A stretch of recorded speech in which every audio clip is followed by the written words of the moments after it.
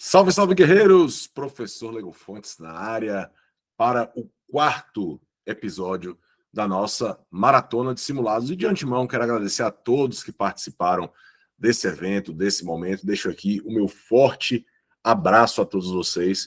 E, é claro, espero que esse evento possa ter ajudado nessa reta final, possa ter contribuído positivamente para que você possa chegar até o Enem em condições de produzir uma redação de alto desempenho, de alto nível. Afinal, essa é a missão, a minha missão e a missão de todos os canais dos quais eu participo, beleza? Guerreiros, olha só, o nosso encontro de hoje, ele é baseado novamente no nosso diagnóstico. E dentro do diagnóstico, que foi produzido por meio do questionário que eu disponibilizei lá no grupo Patente à Prova, em que a maioria respondeu e as respostas nortearam o andamento dessa maratona. Na verdade, as propostas de redação já estavam programadas, o material de apoio já estava também planejado, mas o andamento dos encontros, que seriam basicamente bate-papos sobre redação, basicamente são momentos em que a gente vai buscar sanar alguns desses problemas. Obviamente, é impossível sanar todos os problemas, até porque o questionário ele trouxe várias opções. Claro que eu tentei observar, talvez, os problemas mais crônicos, né, os que exigem a nossa atenção de maneira mais focada. Então, o que precisamos agora é, de fato, sanar problemas, né? A reta final é esse momento de sanar problemas. Então, guerreiros, eu decidi trazer um foco um pouco mais especial nas competências 1 e na competência 4. Então, se vocês observarem, o nosso segundo encontro ele foi voltado para a competência 3, enquanto que o nosso terceiro encontro foi voltado para a competência 1. Inclusive, uma aula sobre vírgula que acredito vai ser interessante para todo mundo. A aula de hoje ela é voltada também para a competência 1, mas eu quero que vocês deem aqui uma atenção especial, porque esse momento é um momento revisional para todas as disciplinas. Mas na redação, e aí eu estou falando do momento de execução da prova, ou seja, no momento em que você vai fazer a prova, é preciso que você seja muito estratégico, ou seja, que você saiba quando começar a redação, como começar a redação. E aí, galera, lembrando, eu vou falar sempre da redação, né, de modo geral. E também, após o término do rascunho, por exemplo, como é que se faz uma boa revisão. Eu digo sempre que competência 1, nós estamos falando da norma culta da língua portuguesa, ou a aplicação da norma culta dentro das 30 linhas da sua dissertação argumentativa, é disso que trata a competência 1. E aí, lembrando, a competência 1, ela traz alguns pontos lá na cartilha do participante, no manual dos avaliadores, mas nós estamos falando aqui da gramática normativa como um todo, né? Então, nós estamos falando da semântica, da fonologia, da morfologia e da sintaxe. Então, nós estamos falando aqui, basicamente, de todas as partes da gramática normativa, e por isso não é possível negligenciar nenhum desses aspectos, tá? Então, é muito importante que a gente fique sabendo e atento a todas as nuances que envolvem a competência 1, ou tudo que envolve essa fidelidade à gramática normativa.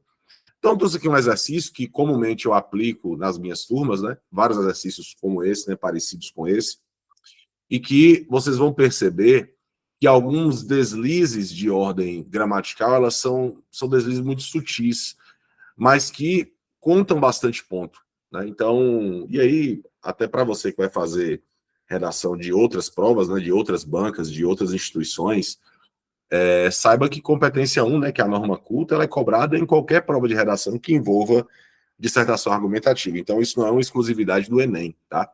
Então, essa aula aqui também serve para você que vai fazer outras provas. Bom, esse é um parágrafo da redação Enem do ano de 2019, tá? Do fatídico tema, né? A democratização do acesso ao cinema no Brasil. Lembrando que foi um tema, digamos assim, inesperado, mas está longe de ser um tema dos mais complexos, né? Quando eu falo complexo, é no sentido de entender o tema e as palavras-chave da frase temática, enfim, todos esses processos que envolvem, nesse caso, a competência 2.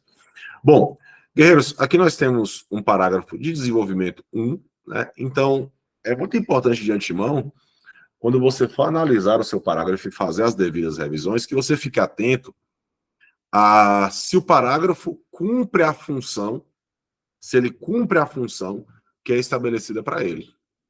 O desenvolvimento, ou os desenvolvimentos, ele tem uma função primaz de desenvolver um argumento, tá? De fundamentar, de estabelecer uma estratégia argumentativa e desenvolver uma ideia que foi apresentada na introdução. Essa é a função do desenvolvimento. Mas como nosso foco aqui é competência 1, tá? Vamos tratar aqui basicamente das questões de ordem gramatical, tá? Perceba que aqui nós temos um mecanismo linguístico interparágrafos, né? Que aqui já é competência 4, tá? Em que está aqui, ó, sob este viés, tá? Guerreiros, se eu estou me referindo a algo anterior, seria sob esse viés, tá? Esse sempre faz uma referência a um elemento anterior. Como a referência ao que está na introdução, então, sob esse viés. É importante ressaltar que a logística de instalação de salas de cinema nas cidades pequenas é precária. Perceba que isso aqui é um tópico frasal, e aí eu vou analisar sempre competência 1, mas também com foco dentro daquele viés que nós já falamos também de competência 3, competência 2, competência 4, enfim, vou aqui passando por todas. Bom, aqui nós temos uma expressão deslocada, né? Ou seja, uma expressão que vai tratar de uma especificação de onde são essas salas de cinema, está dizendo que ela é precária, então você isola aqui por vírgula, tá? Porque é uma especificação dessas salas de cinema, portanto, aqui nós temos esse isolamento por vírgula, tá? Aqui, nós estamos falando de algo precário, tá? Ó, algo precário, ou seja, aqui nós temos uma relação negativa, tá? Precário, obviamente, uma relação, deixa eu adicionar uma canetinha aqui, uma relação negativa, cadê o laranjinha? Tá, vou até botar o sinalzinho de menos aqui, ó. Nesse sentido, segundo o contrato social proposto pelo contratualista John Locke, e aí é claro, né? Aqui é uma especificação acerca do contrato social, então a gente isola essa expressão, né? Que funciona como aposto, né? Algo especificado, contrato social, que é uma ideia, né? Os contratos sociais foram propostos pelo iluminismo, pelos iluministas, lá no século XVIII. Então, esse contrato social proposto pelo contratualista John Locke, cabe ao Estado fornecer medidas que garantam o bem-estar coletivo. Perceba que nós temos aqui a ideia de bem-estar, né? Lembrando que bem-estar tem hífen, tá? A palavra bem-estar tem hífen, caso não haja, considera-se, né, um problema ortográfico. E aqui nós temos um outro elemento coesivo, né? Que é essa conjunção adversativa, tá? Lembrando, guerreiros, ó, como essas expressões, esses mecanismos linguísticos são deslocados, né, eles sempre são isolados por vírgula, tá? A infraestrutura das cidades pequenas e médias muitas vezes, aqui nós temos uma relativização também isolada por vírgula. Perceba que são muitas expressões aqui intercaladas, então, quando a expressão é intercalada, ela está fora da posição canônica, lembrando, o que é posição canônica de acordo com a gramática normativa, né? Posição canônica é isso, ó, sujeito, mais verbo, mais objetos, né? Isso aqui é o que nós chamamos de posição canônica, ou também ordem direta da frase, né? Da construção da frase. Então, toda vez que o objeto, por exemplo, antecede o verbo ou antecede o sujeito, naturalmente você vai ter que destacar isso, né? Uma das funções da vírgula é isolar e destacar, né?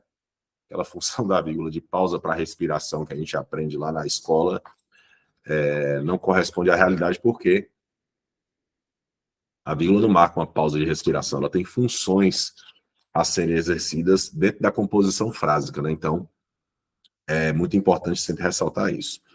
pouco dotada de incentivos para a construção de salas de exibição de filmes, como centros de lazer, dotados de praças de alimentação, por exemplo. De novo aqui, uma expressão deslocada. Lembrando que essa expressão ela está isolada, né? Uma das funções da vírgula é isolar. Se a frase acabasse aqui, por exemplo, ó, pouco dotada de incentivos para a construção de salas de exibição de filmes, ponto, a frase não perderia sentido. Mas houve aqui um acréscimo, né? Como centro de lazer. Se acabasse aqui também, não perderia o sentido. Houve um acréscimo de outra informação. Além do, por exemplo, por isso, essa sequência de vírgulas, tá? Porque são informações que são acrescidas, e aí, ao acrescentar uma nova informação em geral, você vai separar ali por vírgula, tá? Bom, aqui entra um portanto, tá? Guerreiros, percebo, portanto, é uma conjunção conclusiva, que tem o mesmo sentido nesse caso aqui do desse modo, né? Que são expressões que dão ideia de término, né? Isso aqui é a competência 4. Bom, aqui não vai haver o término do parágrafo. Por isso, o portanto, ele não pode estar neste lugar, porque ele não vai trazer uma finalização, né? Porque aqui ele fala de uma situação precária, fala da infraestrutura é pouco dotada, perceba a relação de sentido semelhante, tá? Pouco dotada, precária, que traz a mesma relação de sentido, então perceba que vai continuar na mesma ideia. Então, se vai continuar, eu poderia colocar, por exemplo, sob essa. Não, vamos trocar aqui, porque já tem uma. Nesse panorama, ou seja, nesse panorama que foi exposto no período anterior, uma parcela expressiva da população é excluída dessa atividade cultural, o que, além de incentivar o contexto discutido por Gilberto Demstein, vai de encontro ao contrato social. Esse Gilberto Demstein, ele foi citado lá na introdução. Houve aqui uma retomada, tá? E perceba que aqui fala vai ao encontro, tá? Fala vai ao encontro. Vai ao encontro é concordar. Vai de encontro é discordar. Se a população é excluída, se a população está excluída, nesse caso, vai de encontro, tá? Vai de encontro ao contrato social, tá? Vai de encontro ao contrato social, tá? O que, além de evidenciar o contexto tipo de Gilberto Demstein, vai, que nesse caso aqui, né?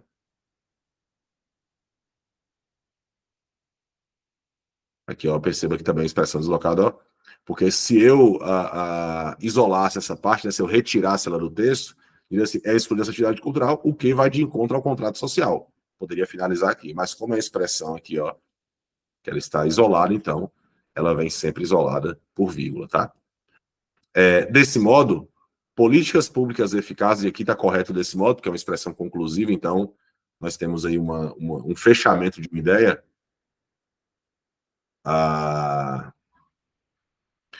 Políticas públicas eficazes tornariam possível um maior acesso, né, que poderia acrescentar o artigo indefinido, um maior acesso ao direito de cultura, poderia ser melhor o direito à cultura, garantido pela Carta Magna de 1988, por meio do cinema. Tá?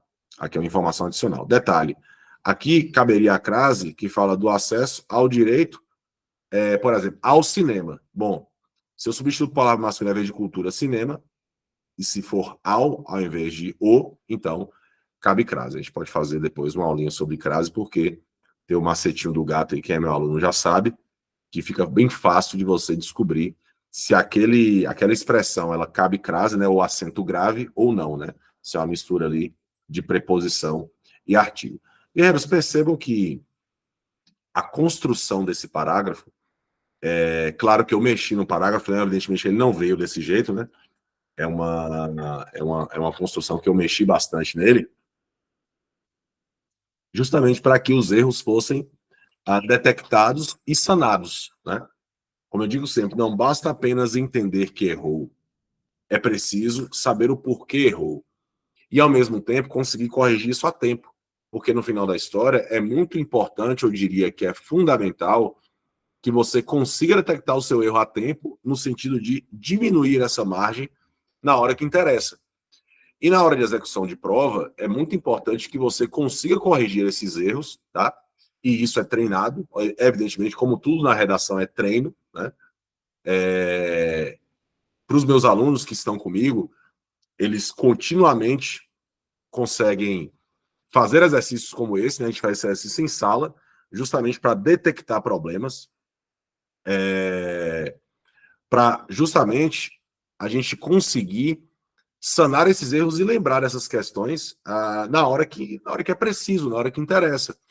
Porque competência 1, ela talvez seja mais difícil de ser fechada, justamente por conta desses detalhes, né? Às vezes você esquece ali uma vírgula, um acento, uma crase, um ponto, uma ortografia, né? Uma palavra escrita de forma equivocada, uma colocação pronominal, que é normal, que é natural. O grande problema é quando há o acúmulo desses erros. Aí sim você tem um problema. E, na verdade, a nossa ideia aqui é tentar diminuir a margem de erro para que não exista esse problema dentro da nossa